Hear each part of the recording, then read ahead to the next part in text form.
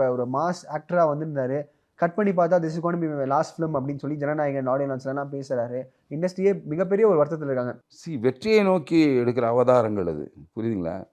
So இப்போ புரட்சி தலைவர் இருக்கார். இப்போ அவர் என்ன பண்ணார், ஆரம்ப காலத்துலேருந்தே விதையை போட்டுகிட்டே வந்தார், புரியுதுங்களா?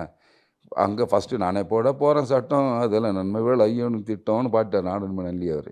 ஸோ அந்த மாதிரி வந்து வந்து வந்து வந்து எம்எல்சி ஆகி அப்புறம் எம்எல்ஏ ஆகி நிறைய ஆகி அதற்கப்புறம் வெளில வந்து ஒரு சீஃப் மினிஸ்டர் ஆகிறார், புரியுதுங்களா?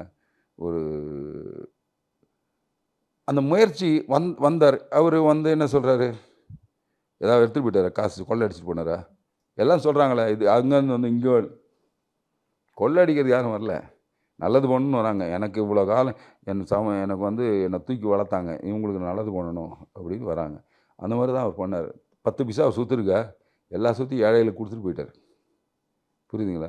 இவர் என்ன பண்ணுவார் தெரியாததுக்கு முன்னாடி நீங்கள் யோசிக்கிறியே. Let him do. When he corrupt that time will speak, before that why. So எல்லாரும் மாதிரி வாழ்த்துக்கள் சொல்லுங்கள், அவ்வளோதானே, அதுதானே செய்யணும். சினிமாவுக்கு முழுக்க போடுறதுன்றது எங்களுக்கு இழப்பு தான். ஆனால் சினிமா உலகத்திற்கு நல்லா நடக்குமா அப்படின்னு ஒன்று இருக்குல்ல.